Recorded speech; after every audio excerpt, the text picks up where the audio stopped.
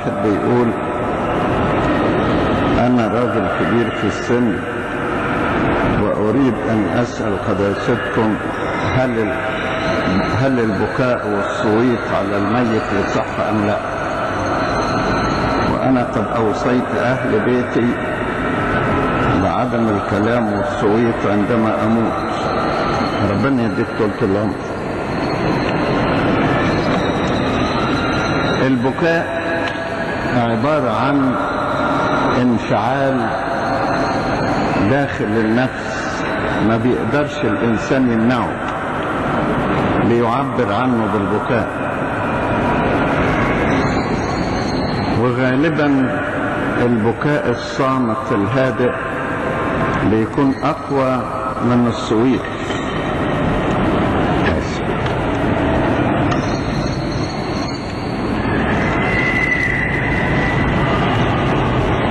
ما تقدرش تمنع إنسان حزين من إنه يبكي.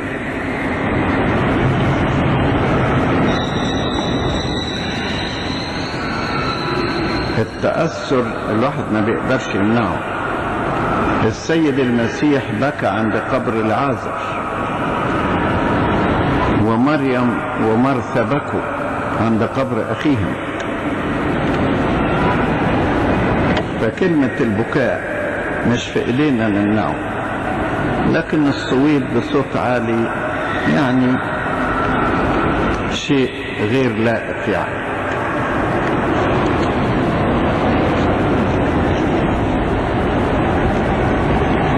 واحد بيقول: ما معنى الآية اللي بتقول ليس نبي بلا كرامة إلا في وطنه؟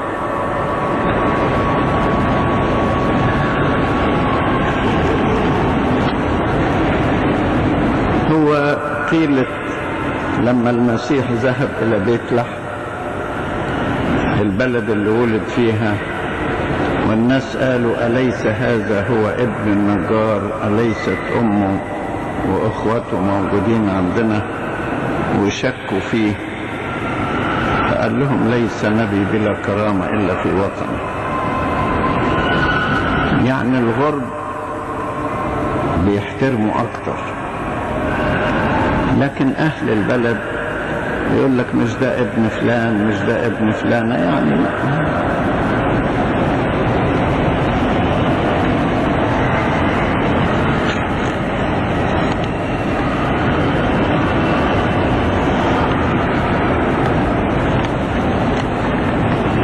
سؤال: هل بعد موت الإنسان روحه بتحوم حواليه يعني، أو بتظهر في المكان الذي مات فيه الإنسان، مثل السرير اللي كان بينام عليه والحجرة اللي كان بينام فيها، تحوم الروح لمدة 3 أيام، وبعد الصلاة الكاهن في اليوم الثالث تخرج هذه الروح؟ الحقيقة أنا جاوبت على الكلام ده قبل كده في مجلة الكرازة، وجاوبت في اجتماعات كتيرة. حكاية الروح تحوم 3 أيام في المكان اللي مات فيه الإنسان ضد قول السيد المسيح للص: اليوم تكون معي في الفردوس. فإذا كانت الروح بتاعت اللص في نفس اليوم كانت معاه في الفردوس، يبقى ما معنى أنها تحوم 3 أيام في المكان اللي ماتت فيه؟ علما بأن اللص لما جم ينزلوا الأجساد في الساعة 11 ما كانتش ماتت، فكسروا رجليه. يعني هو مات في الساعة 11 من النهار، يعني عند الغروب تقريبا، وقال له اليوم تكون معه في الفردوس، يعني ما قضاش وقت أبدا، راح على طول. كمان حكاية 3 أيام، افرض مثلا إنسان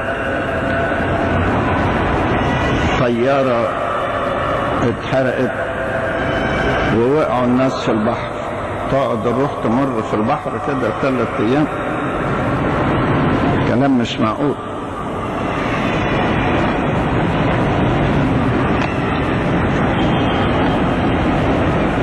ده الكلام يخوفوا بيه العيال،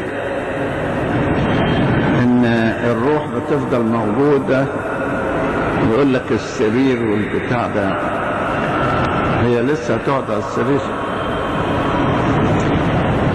طب اذا كان الانسان مات واتدفن،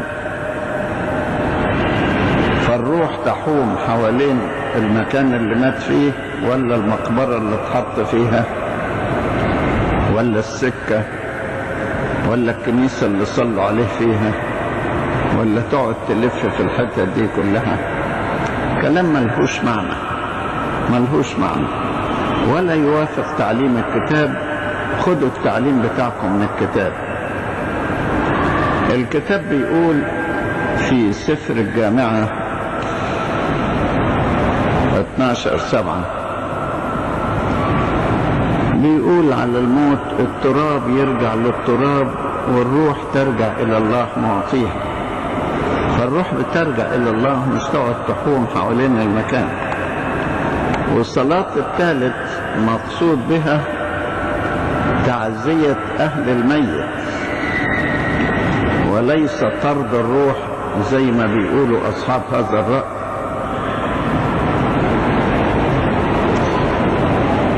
يعني الروح قاعدة والكاهن يجي يطردها بالقوة يخرجها من البيت. في الصلاة الثالث مفيش عبارة اخرجي أيتها الروح، مفيش.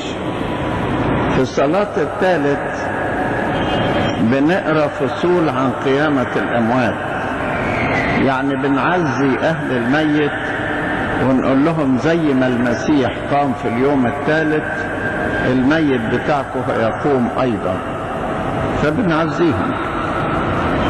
لكن حكاية يجي يخرج الروح والروح تفضل قاعدة لهم في البيت، حاجة تخوف صحيح. وقاعدة فين؟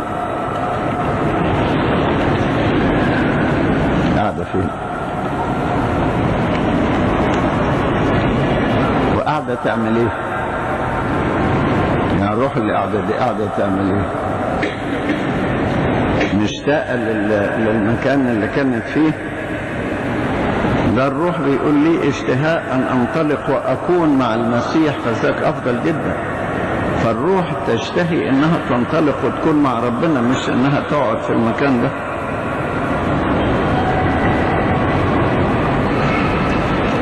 سؤال تاني: ما معنى أن كاهن مشلوح؟ وهل إذا مات كاهن مشلوح يصلى عليه في الكنيسة أم لا؟ وإذا صلي عليه هل يصلى عليه مثل أي شخص أم يصلى عليه بصفة كاهن؟ كلمة يشلح يعني يقلع هدومه، معناها كده.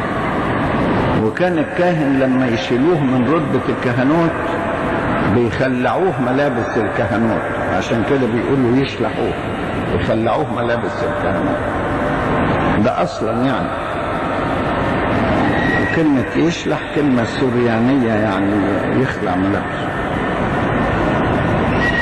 فالكاهن المشلوح هو الذي قطع من رتبة الكهنوت، فإذا قطع من رتبة الكهنوت لا يعامل ككاهن بعد موته.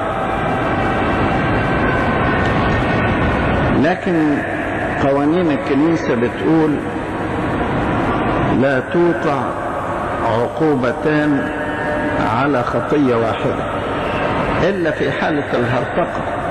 في حالة الهرطقة كل العقوبات بتقع. يعني في ساعة الهرطقة بيشلح من درجة الكهنوت وبيتشال من الإيمان بحاله كله، ومن عضوية الكنيسة ومن كل حاجة. لكن إذا كان مجرد الشلح من الكهنوت وبقي مؤمنا يبقى يصلى عليه في الكنيسة كأي مؤمن، ككاهن لا.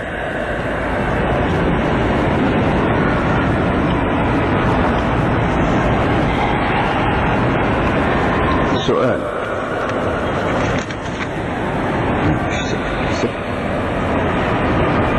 واحد بيقول لماذا لا توجد كافيتيريا ومضيفة للزوار الوافدين من أنحاء البلاد لكنيسة العذراء بالزيتون. نشوف الحكاية دي حاضر. ممكن ان تتعمل مضيفة للناس اللي عايزين يشربوا حاجة ياكلوا لقمة، احطها في جيبي واسأل فيها.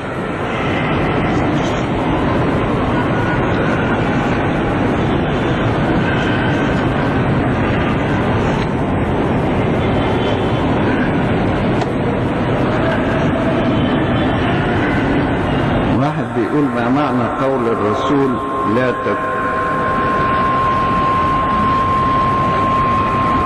لا تكونوا حكماء عند أنفسكم،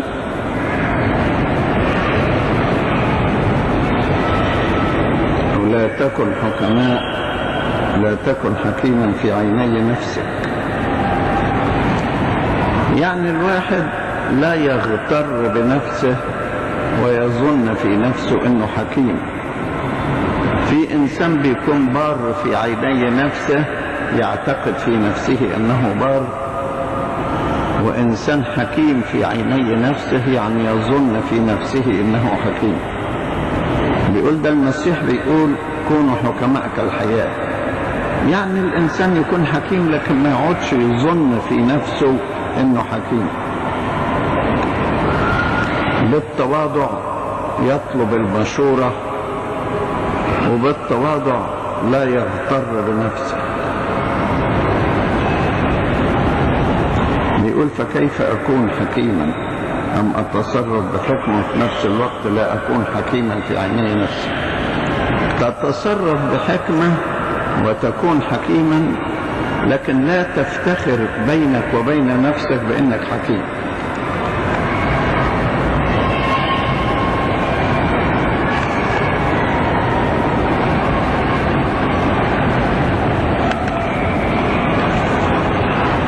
بيقول ما تفسير قداستكم للآية في سفر التكوين؟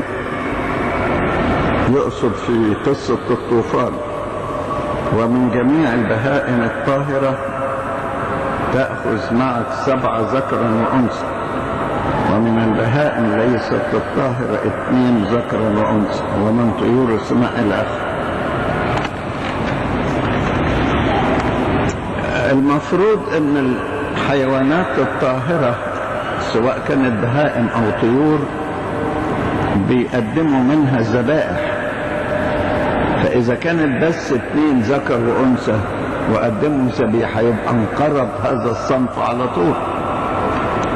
فلكي لا ينقرض اي صنف من الحيوانات الطاهرة قال له تاخد 7 علشان مهما ذبحت منها وقدمت ذبائح ومحرقات لله يبقى الصنف ولا ينقرض.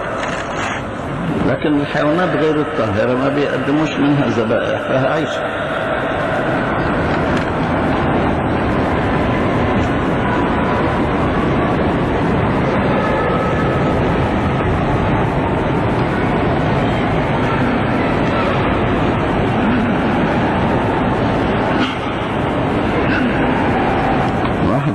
أريد أن أعرف مين أول كاهن اترشم في العهد القديم أم في العهد الجديد، وما اسمه، وأول أسقف كان في العهد القديم أم في العهد الجديد وما اسمه.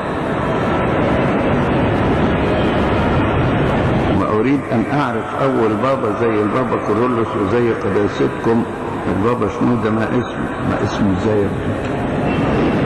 ما اسم أول بابا. شوف يا ابني، الكهنوت مر على أنواع، فأول كهنوت كان كهنوت الآباء الأول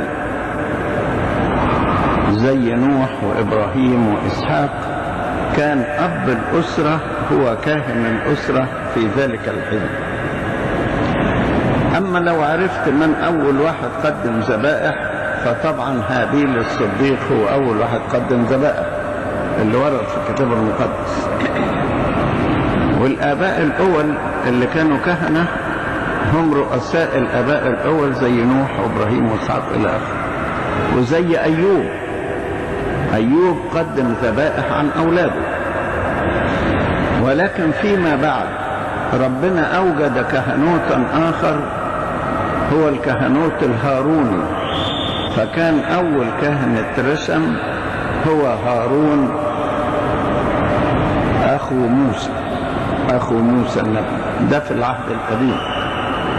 من جهة الأسقفة ما كانش فيه أسقفة في العهد القديم، كان فيه كهنة، والكاهن الكبير الخالص يعتبر الكاهن الأعظم أو رئيس الكهنة إلى آخره، لكن ما كانش فيه رتبة أسقف في العهد القديم.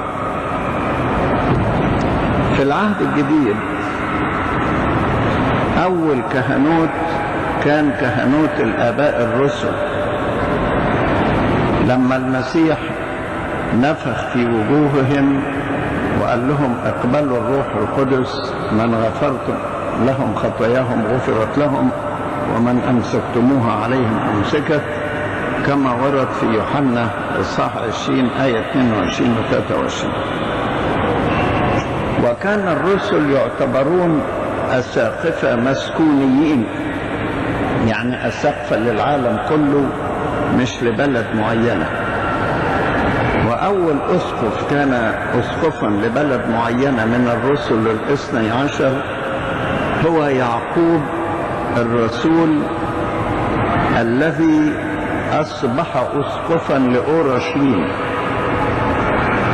يعني لو حبيت تاخد كلمة أول أسقف مدينة يبقى يعقوب الرسول أسقف أورشليم، والرسل الاثني عشر كانوا أساقفة مسكونيين، يعني المسكونة كلها.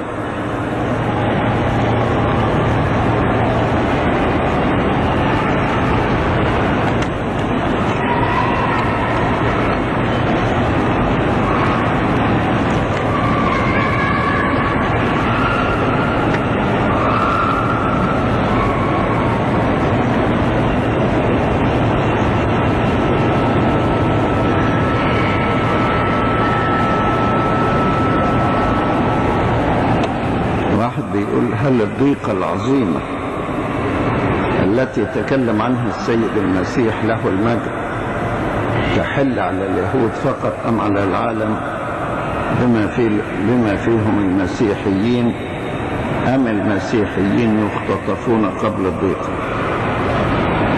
لا، الضيقة تحل على العالم كله، تحل على العالم كله، وذلك قبل القيامة وقبل نهاية العالم. الضيقة العظمى، وربما تكون الضيقة العظمى أيضا مصاحبة للأنتي كرايست ضد المسيح اللي هيجي ويعمل الارتداد، يرتد الناس على الإيمان بسببه. والمسيح بيقول من أجل المختارين تقصر تلك الأيام، لأنه يريد أن يضل لو أمكن المختارين أيضا. ودي ضيقة تحل على العالم كله. أما حكاية الاختطاف، فالاختطاف هيكون مع القيامة ومع نهاية العالم. يعني شوفوا عدة أمور هيكونوا مع بعض: مجيء المسيح الثاني والقيامة العامة والدينونة والاختطاف، أحداث مع بعض تحدث على طول. ففي القيامة الأموات بيقوموا، والأحياء اللي على الأرض ساعة القيامة يختطفون ويتغيرون من الجسد المادي إلى الجسد الروحاني. الكلام ده إن شاء الله هتلاقوه موجود في كتاب شرح قانون الإيمان اللي عملته لكم أنا خلصت منه والجمع ورجعته كله، فإن شاء الله ربما بعد أسبوع أو 10 أيام يكون موجود معاكم في السوق. فهيكون موجود فيه في عبارة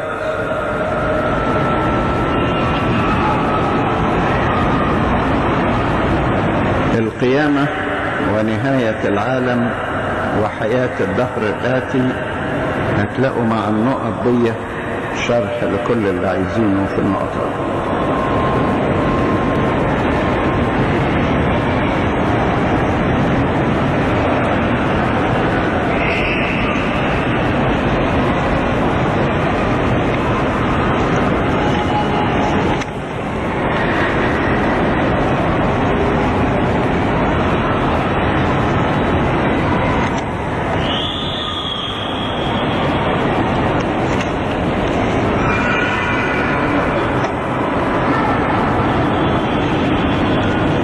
بيقول أرجو إفادتي عن طريق أو شروط التكريس.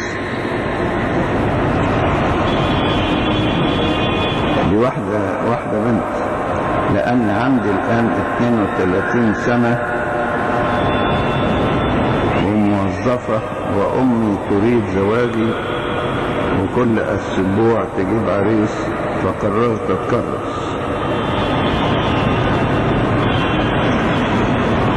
أنا من رأيي إن الموضوع ده تحليه مع أب اعترافك. أب اعترافك هو الذي يعرف أكثر مني ما الذي يصلح ليك التكريس أم الزواج. دي أمور أنا ما أقدرش أخش فيها من ورقة بتجيني ما أعرفش حالة صاحبتي. فشاوري أب اعترافك وقولي له رأيك إيه. كمان شروط التكريس أول شرط إن برضو أب اعترافك يرشحك للتكريس أو الكنيسة بتاعتك ترشحك للتكريس، فالاتنين يمروا مع بعض.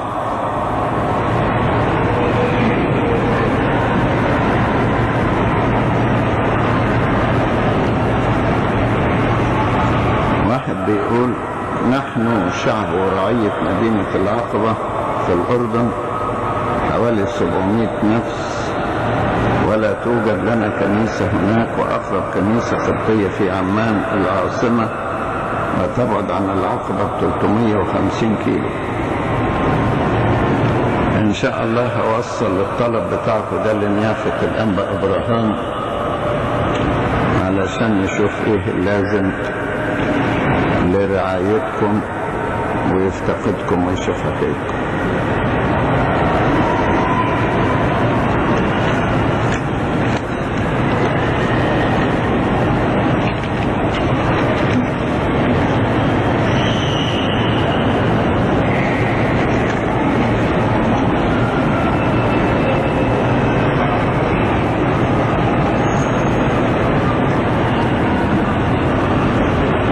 بيقول كيف يشير مثل السامري الصالح إلى السيد المسيح مع أن السيد المسيح يهودي الجنس؟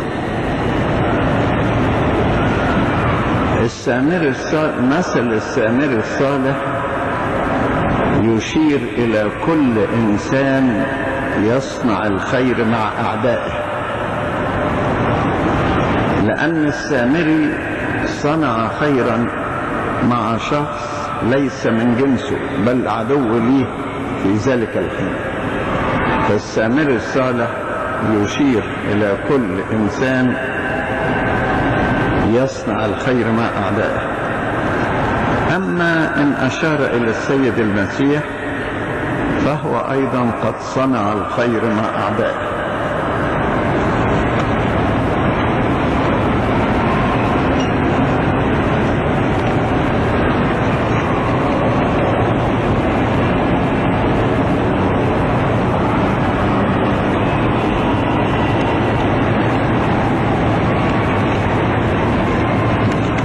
واحد بيقول حصلت على تقدير جيد في نجاحي في السنة الثالثة في الكلية الإكليريكية بالبليانة، وأشكر الله، وذلك في السنة الماضية. وعندما نقلت هذا العام إلى القاهرة في حلوان كمدرس ثانوي تجاري، وجدت صعوبة أن أذهب لامتحان السنة الرابعة بالبليانة لأن الوقت يتعارض مع امتحانات المدرسة الدور الثاني، فألتمس السماح لي بتأدية امتحان السنة الثالثة هنا. أنت تجيب لنا شهادة من البليانة بالمواد التي امتحنت فيها ونجحت، علشان نقارنها بالمواد الموجودة هنا ونشوف ايه اللي ينقصك ونعمل لك امتحان معادلة.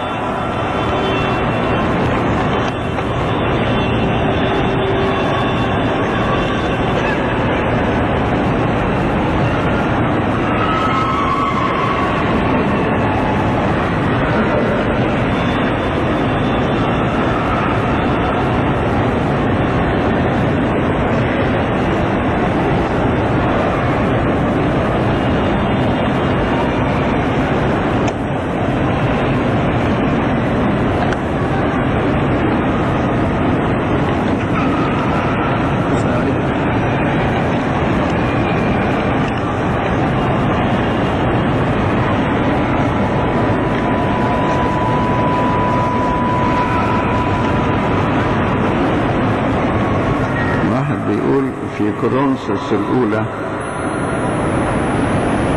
إصحاح 15 من آية 24 ل 28: ومتى أخضع له الكل فحينئذ الابن أيضا سيخضع. دي نشرنا عنها مقالة طويلة في مجلة الكرازة،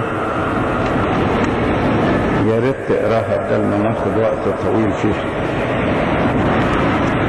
لكن المقصود ان الابن يعني رأس الكنيسة، بيمثل الكنيسة في خضوعها وليس من جهة اللاهوت يعني.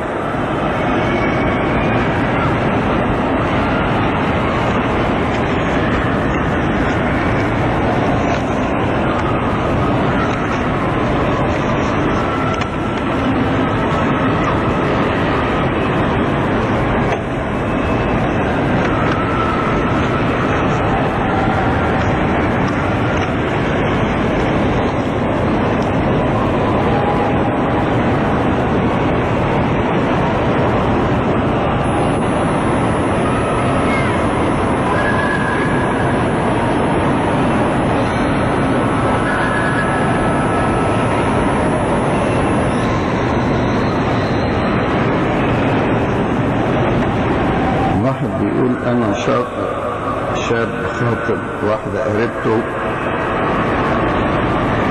وطلبت مني إن احنا نعمل فحص راغب الزواج. فبيقول هل لو ظهرت نتائج الفحص غير مطمئنة هل أتخلى عنها أم لا؟ بيعملوا فحص في كثير من الأبروشيات، بدأت الحكاية دي تمر،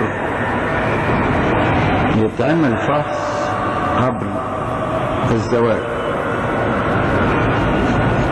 فحص طبي يعني. فبيقول إذا ظهرت نتائج الفحص غير مطمئنة، هو الفحص من جهتك ومن جهتها، يعني إذا كان الفحص من جهتك يخليك ما تنفعش للزواج، يبقى هي اللي تتخلى عنك مش انت اللي تتخلى عنها. وإذا ظهر الفحص من ناحيتها هي ما ينفعش، يبقى الزواج ما يتمش. لما نشوف نتيجة الفحص دي تطلع ايه. نكتفي بالأسئلة.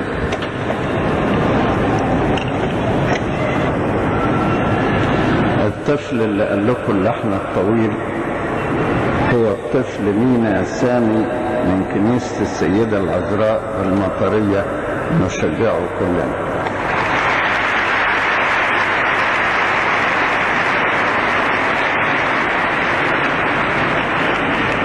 طفل ممتاز وبيورينا قدرة الأطفال على الحفظ يا ريت تمرنوا أولادكم على الحفظ ويطلعوا بالشكل ده وهم صغيرين. دايما الطفل اللي يرتبط بألحان الكنيسة مش ممكن يبعد عن الكنيسة، لأن في رابطة بتربطه بيها. نبتدي الكلمة بتاعتنا.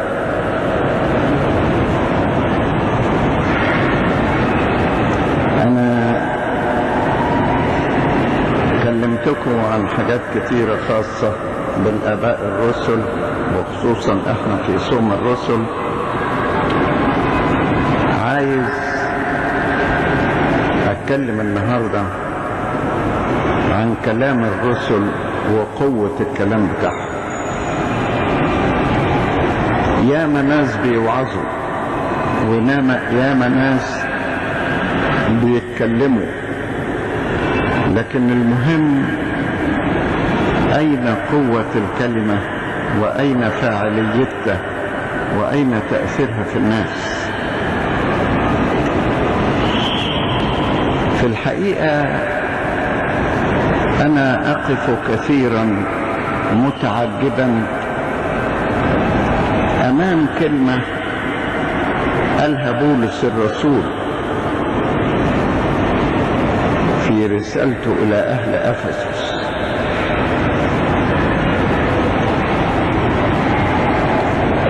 قال لهم إيه؟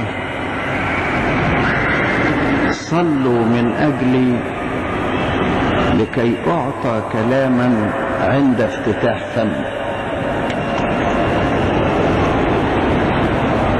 بولس الرسول ده إنسان مختار من الله وأفرزه الله من بطن أمه.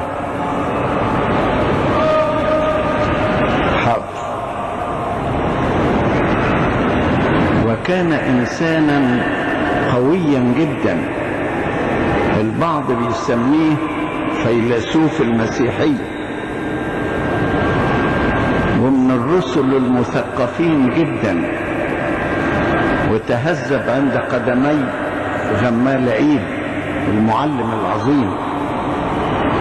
بيقول للناس صلوا من أجلي لكي أعطى كلاما عند افتتاح فمي. يعني ايه الحكاية دي؟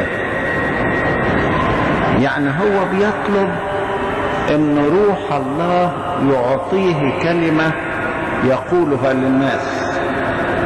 بيطلب ان روح الله يعطيه كلمة يقولها للناس، ويطلب من الناس ان يصلوا من اجله لكي يعطيه الله كلمة عند افتتاح فمه. يبقى مش اي كلام. ما هو في ناس بيجوا يوعظوا ويقولوا اي كلام، لكن هنا الرسول بيتكلم على كلمة تعطى له من روح الله. زي ما السيد المسيح قال للتلاميذ في متى 10:20 قال لهم لكم أنتم المتكلمين بل روح أبيكم المتكلم فيكم. هنا كانت قوة التلاميذ إنهم يأخذون كلمة من الله لكي يوصلوها إلى الناس. لم يكن الرسل يتكلمون من ذواتهم، وإنما كانوا يحملون كلمة الله إلى الناس. يحملون كلمة الله إلى الناس. ولهذا لما رسموا الشمامسة السبعة،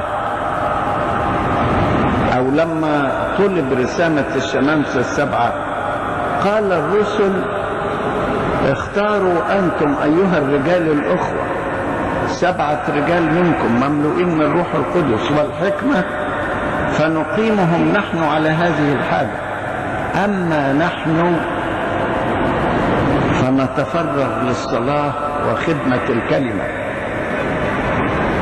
يعني ايه خدمة الكلمة؟ ليست أي كلمة، إنما كلمة معينة من الله تعطى للناس فيقدموها لي. هذا سبب نجاح الكنيسة أيام الرسل، إنهم بياخدوا كلمة من الله ويعطوها للناس، ويطلبوا صلاة الناس عشان ربنا يديهم كلمة. إن كان بولس الرسول بيطلب الصلاة علشان ربنا يبعت له كلمة، أمال إحنا نقول إيه في أيامنا دي؟ ولما كان ربنا بيعطيهم كلمة، الكتاب بيقول كانت كلمة الله قوية وفعالة ومثل سيف ذي حدين، وبتخترق الأعماق، الروح والنفس وكله. دي قوة الرسل في الكلمة التي كانوا يأخذونها من الله.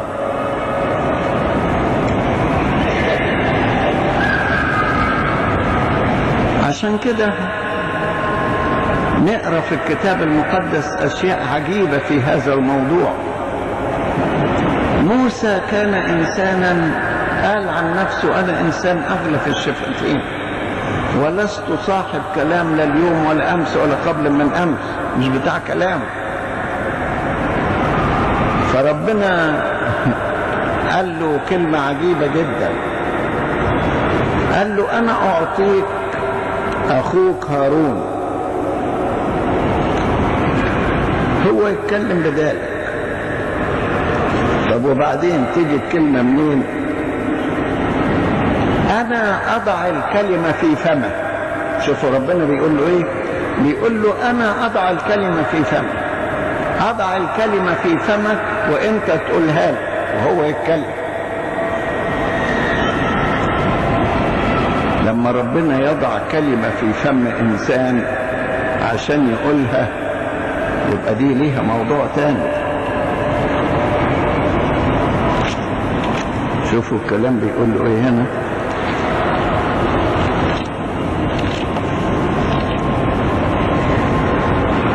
ربنا بيقول له ايه؟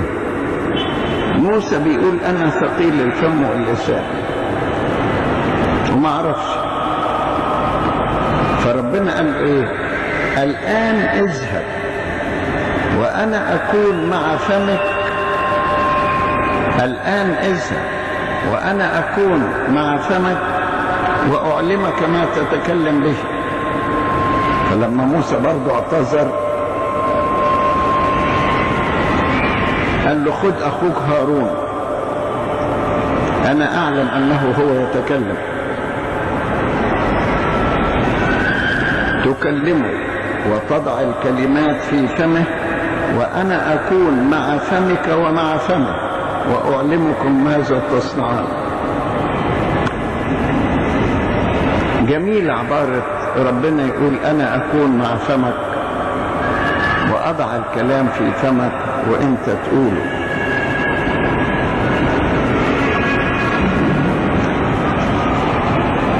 لهذا يقول الكتاب في سفر العبرانيين الله كلم الآباء بالأنبياء بأنواع وطرق شتى، يقول للناس وهم يقولوا. صدقوني أعجب عبارة في هذا الموضوع كله، أعجب من كل الكلام اللي قلته ده، يعني إن السيد المسيح نفسه وهو كلمة الله بيقول لربنا في يوحنا 17 الكلام الذي أعطيتني قد أعطيته.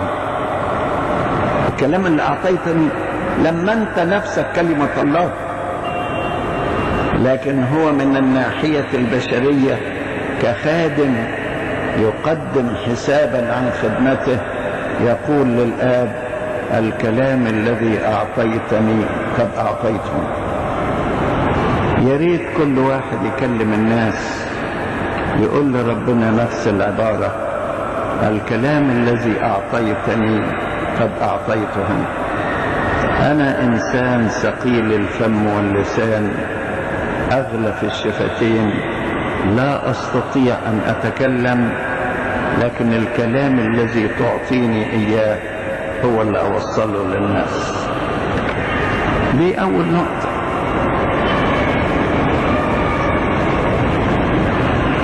تطلب من ربنا أن يضع الكلام في فمك.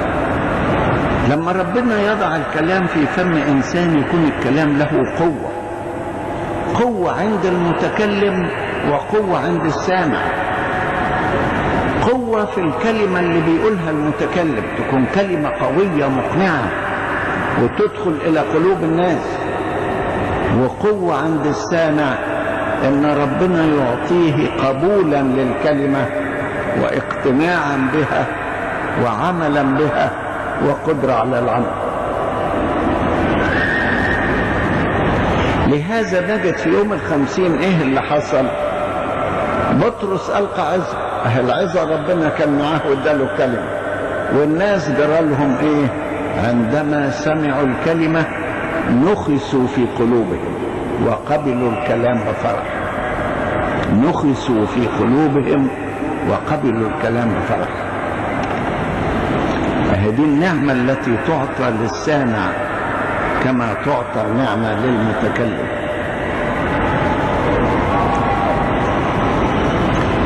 ولهذا كان الناس من أقاصي الأرض بيذهبوا إلى الآباء الرهبان في القرن الرابع يطلبون كلمة منفعة، يسمعون الكلمة من فم الآباء، آباء البرية، لكي يعيشوا به، يعيشوا به، تصبح الكلمة لهم حياة.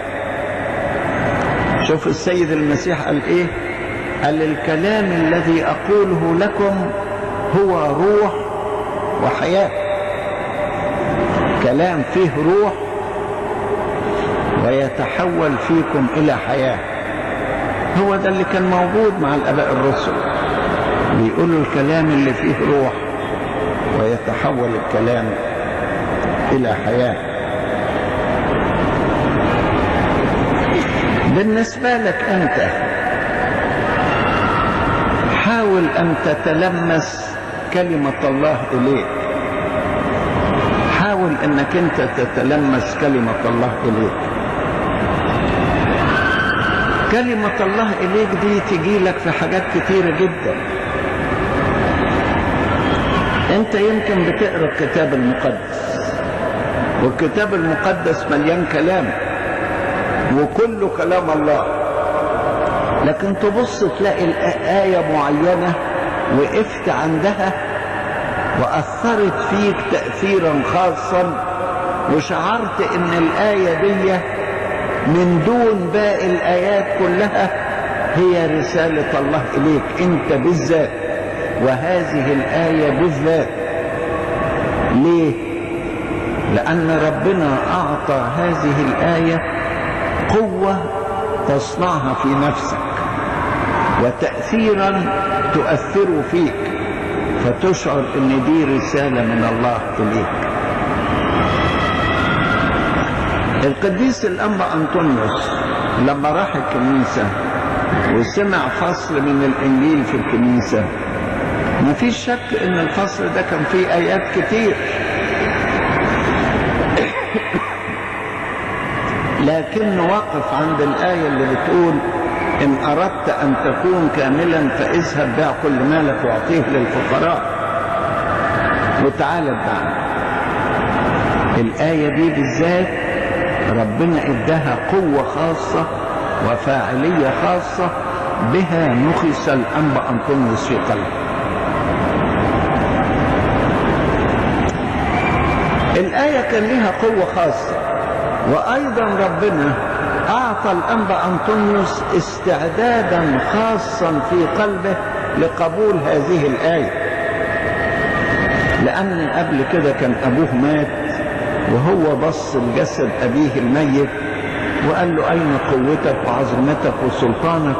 أنت خرجت من العالم بدون إرادتك وأنا أخرج بإرادتي، ما أخرجش زيك بدون إرادتك. يعني القلب كان عنده استعداد للكلمة، ولما جت الكلمة جت بقوتها، وكانت هناك الحواس مدربة لفهم ما هي كلمة الله إليه. نفس الوضع بالنسبة لبولس لما كلم فيليكس الوالي، لما جه يتكلم عن البر والدينونة والتعفف، فيليكس ارتعد.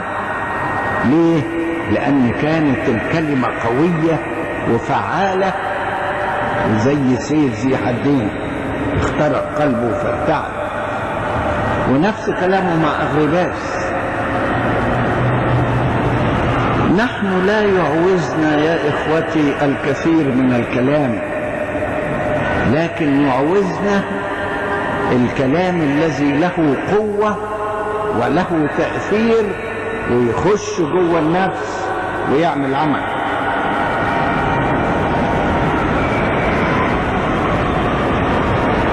جايز زي ما بقول لك بتكون كلمة من الإنجيل، جايز في وقت من الأوقات تكون أنت بتصلي في الأجبية وبتصلي في المزامير وتبص تلاقي عقلك وقف عند جملة في المزامير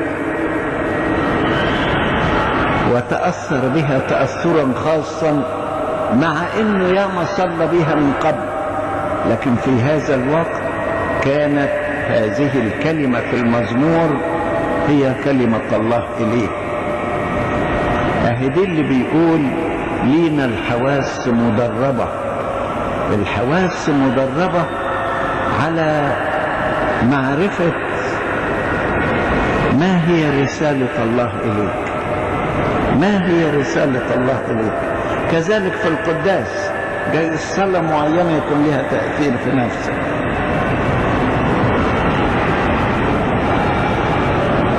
جايز في حالة وفاة تجد كلمة من الله مرسلة إليك،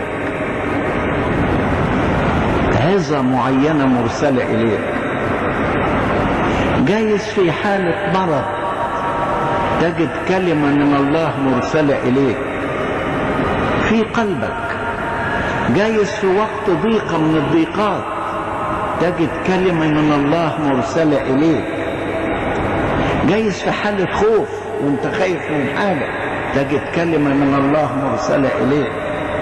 جايز أثناء عظة وانت بتسمعها والعظة فيها كلام كتير، لكن جملة معينة تروح واقف انت عندها وتتشعلق بيها، وربما تسيب بقية العظة وتقف عند الجملة دي. الجملة دي هي كلمة الله المرسلة إليك. المهم في كلمة الله المرسلة إليك إنك تميزها. عشان كده بيقول إيه ربنا يسوع المسيح؟ بيقول من له أذنان للسمع فليسمع. يسمع إيه؟ فليسمع ما يقوله الروح للكنائس. في كلام بيتقال كتير، لكن ربما ليست لك أذنان للسمع. ربما ليست لك أذنان للسمع، مش قادر تميز رسالة الله إليك، مش قادر تميز رسالة الله إليك. ما ساعات ربنا يكلم إنسان والإنسان لا يميز صوت الله إليه، زي صموئيل الطفل ربنا كلمه وهو افتكر ده عالي الكاهن بيناديله، فراح له قال له يا أبي أنت طلبتني؟ قال له لا. رجع تاني ربنا بيكلمه وهو مش قادر يميز الصوت. الإنسان الروحاني هو الذي يميز كلمة الله إليه. ساعات كلمة معينة كده يقراها، زي مثلا يقرأ في ملوك الأول 19 ربنا بيقول لإيليا ما لك ها هنا يا إيليا، انت قاعد هنا تعمل ايه؟ وتبص تلاقيه يروح واقف عند الآية دي ما لك ها هنا يا إيليا، ايه اللي جابك هنا؟ أو الآية اللي ربنا بيقول كفاكم قعودا بهذا الجبل، يقول فعلا أنا ايه اللي مخليني قاعد هنا؟ لازم في حاجة ربنا عايزني منها. الكلام موجود، لكن الروح القدس اللي موجود في الكلمة هو اللي بيعمل تأثيره، لأن الكلام جاي من روح القدس. نطق بها أناس الله القديسون مسوقين من الروح القدس. الكلمة روح وحياة، فالروح اللي فيها بيجذب الإنسان، لكن لابد تكون له أذنان للسمع. لازم. بولس الرسول اتكلم كلام كثير جدا في مدينة أثينا، لكن في واحد فقط من كل الناس كانت له أذنان للسمع، وهو ديونيسيوس الأريوباغي. هو الوحيد اللي تبع بولس بعد كده، وفيما بعد صار أول أسقف لمدينة أثينا في بلاد اليونان. له أذنان للسمع، بيسمع.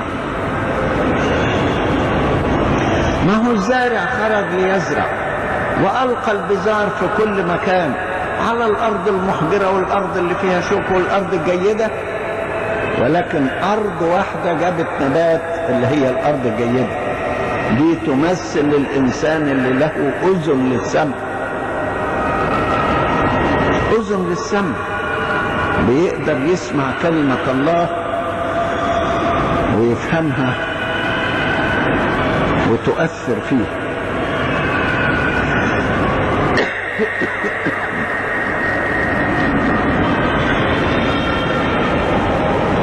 في إنسان يقرأ الإنجيل وبعد ما يقرأ فصل معين يسأل ربنا: ماذا تريد يا رب أن أعمل؟ أنت عايزني أعمل إيه؟ آباء قالوا الكلام ده، حتى اليهود في اليوم 50 قالوا العبارة: ماذا نصنع أيها الرجال الأخوة؟ يعني ايه عبارة ماذا نصنع؟ يعني انت سمعت الكلمة، هل تقف عند حد السماع تأثرت بالكلمة؟ هل تقف عند حد التأثر، ولا تقول ماذا نصنع أيها الرجال الأخوة؟ ماذا تريد يا رب أن أعمل؟ الكلمة دي انت ألقيتها في قلبي كالبذرة في الأرض. كيف يمكن أن تنبت نباتا ويكون لها جذور في قلبي ويكون لها ثمر في حياتي؟ هذا الكلام اللي مقصود. الرسل كانوا بيتكلموا، والكلام كان بيكون له تأثير لأنه من الروح القدس. والناس يقول إيه الكتاب في أعمال 2:47 بيقول: وكان الرب في كل يوم يضم للكنيسة الذين يخلصون. يعني ايه الذين يخلصون؟ يعني الذين يخلصون بكلام الرسل. الذين يخلصون بكلام الرسل يسموها لطيفة في الكلمة دي، يسموها ايه؟ كلمة الحياة. كلمة الحياة. يعني ايه كلمة الحياة؟ يعني كلمة تعطي حياة للإنسان، تعطي حياة للإنسان. واحد يقول له: أنا سمعت كلمة، الكلمة دي غيرت حياتي كلها. سمعت كلمة، الكلمة غيرت حياتي كلها. كانت كلمة حياة، كلمة بتنقل الإنسان من الموت إلى الحياة. زي الخصي الحبشي كلمه في لبس كلام خلصت به نفسه وتأثر من جوه، وقال له: ممكن اعتمد كده بالسرعة؟ ساعات كلمة الرب بتعمل بسرعة وتؤثر تأثير يجيب نتيجة على طول. وقصة عجيبة، واحد ماشي في السكة لقى إنسان بيقرأ في أشعياء وكان مش فاهم الكلام، فلما في لبس بدأ يشرح أعطاه قوة الكلمة اللي ما كانش بيفهمها، ولما أخذ قوة الكلمة غيرت حياته. يا ريت الكلمة التي تسمعها تخبئها في قلبك، ويقول خبأت كلامك في قلبي لكي لا أخطئ إليك. لا تترك الكلمة تحدث تأثيرا وقتيا ويزول، لكن خذ التأثير وخبئه في قلبك. اوعى تجعل الطيور السماء تختطف الكلمة منك وتطير وتبقى راحة. كتير من الناس بيتأثروا بالكلمة لكن ما بياخدوش خطوة فعلية لكي يحولوها إلى حياة. في بعض الناس لا يقبلون الكلمة، والبعض بينشغل عنها، زي مرثا ما كانت منشغلة عن كلام المسيح بأمور مادية. وفي ناس بيرفضوا الكلمة، وفي ناس بيأجلوا التنفيذ، زي فيليكس ما قال له اذهب الآن ولما يحصل لي وقت أستدعيك.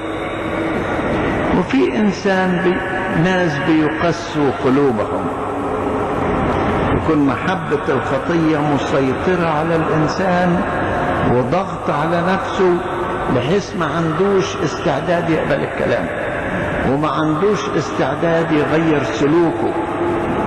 القلب تقسى بمحبة الخطية فأصبح غير مستعد إنه يفتح قلبه وغير مستعد إنه يعمل. زي الشاب الغني سمع كلمة من المسيح ومضى حزينا. عجيب إن واحد يسمع كلمة من فم المسيح نفسه ويمضي حزينا، مع إنه كان عايز، هو اللي جه من نفسه وهو اللي طلب إنه يسمع كلمة، لكن القلب كان قد تقسى بمحبة الخطية فلم يستطع. حاول انك تفتح قلبك لكلمة الله في داخلك، وحاول انك انت تتأثر، وحاول انك انت تعمل بالكلمة، وحاول في كل مرة تقرأ الانجيل تقول له فهمني يا رب طرقك، علمني سبلك، علمني مشيئتك لكي اصنعها. خلي قراءتك للكتاب مصحوبة بالصلاة لكي يعطيك الرب كلمة مما تقرأه، ولكي يعطي الكلمة قوة تؤثر فيك، ولكي يعطيك أنت قوة تنفذ بها كلمة الله إليك وتعرف مشيئته وتعمل بها. تفضل صديقي.